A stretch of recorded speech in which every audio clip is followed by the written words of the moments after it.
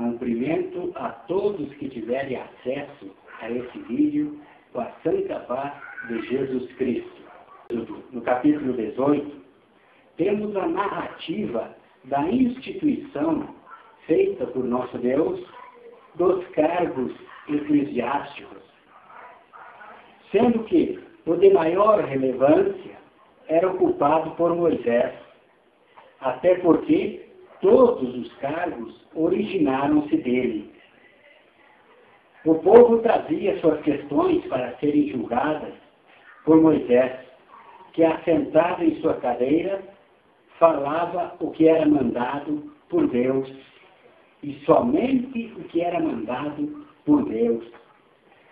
Mas com o passar dos anos, com o distanciamento da humanidade em direção oposta à palavra de Deus, essa cadeira, símbolo de união com Deus, foi ocupado pelos mestres da lei e fariseus, denunciados por nosso Senhor Jesus quando por aqui peregrinou.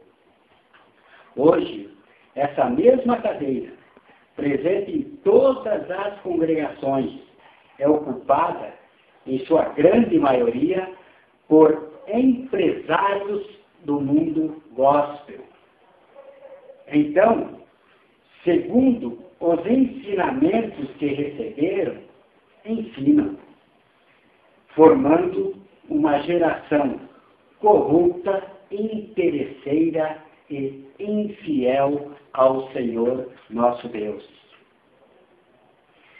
No livro do Evangelho de Mateus, no capítulo 23, o Senhor Jesus, ao denunciar os fariseus, dizia assim: Então Jesus disse à multidão e aos seus discípulos: Os mestres da lei e os fariseus se assentam na cadeira de Moisés.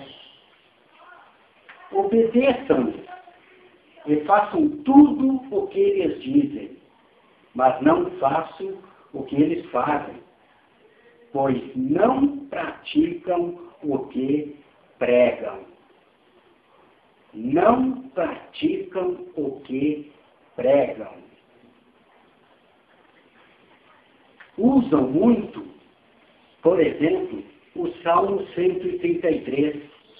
Todos os crentes, todos, conhecem esse versículo que diz: como é bom e agradável quando os irmãos vivem em união. Mas as atitudes caminham em direção oposta. A união somente mediante vantagens. Veja um exemplo. Em maio de 2009, ocupava o cargo de missionário. Era chamado homem de Deus, pregador eloquente, família abençoada. Então, nesse tempo, minha esposa apresentou os primeiros sintomas de sua enfermidade. Iniciou-se uma batalha, peregrinações a hospitais, dúvidas, perguntas não respondidas, solidão. Solidão aonde se prega união. O versículo 4 do mesmo capítulo de Mateus diz: eles atam fardos pesados e os colocam sobre os ombros dos homens, mas eles mesmos não estão dispostos a levantar um só dedo para movê-los. Após muito sofrimento, consegui sua internação. Exames, mais exames, e não descobriam a causa. Orações, mais orações, e não havia resposta do Senhor. Então, 3 dias antes da resposta médica, o Senhor, durante a oração, mostrou-me em visão, em uma revelação, sua eternidade. Minha esposa é HIV positivo.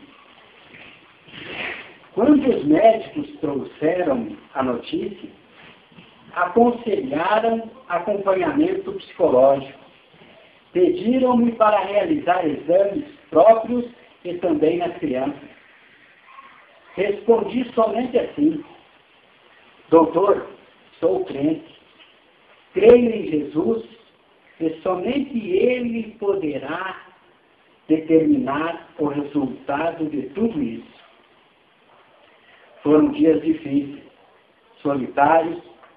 Resolvi então conversar com a direção da minha congregação. Necessitava de apoio, ajuda física e espiritual. Quando souberam da doença, abandonaram a própria sorte. Eu nunca mais recebi convite para nada. Nunca recebi nenhuma ligação. O comentário na igreja era que ela deveria estar em pecado. Foram 4 meses de internação hospitalar e nenhuma visita. Deixei o ministério, o cargo, não pedi nem carta de apresentação. Mas a palavra no Evangelho de Mateus 23, no versículo 5, diz assim: tudo o que fazem é para serem vistos pelos homens. Eles fazem seus filactérios bem largos e as franjas de suas vestes bem longas. Gostam do lugar de honra nos banquetes e dos assentos mais importantes nas sinagogas, de serem saudados nas praças e de serem chamados mestres. Mas então, quando saí desse ministério, por esse abandono eclesiástico que recebi, fiz diferente e não valorizei o cargo.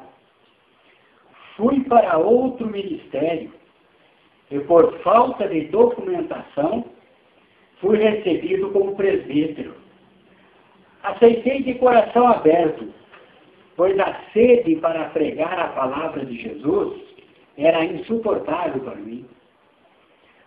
Alguns dias depois, mais umas crises, convulsões em minha esposa, corridas para o hospital. Vi-me então na obrigação de relatar ao meu pastor a real situação clínica de sua ovelha. Por quê? Por que fiz isso? Mais uma vez ouvi o que não deveria ter ouvido. Eduardo, você não sabia do que ela tinha. Se pedir o divórcio não será pecado. Olha, tem muitas irmãs na congregação orando por casamento. Aconselhavam-me a contrariar a palavra de Deus.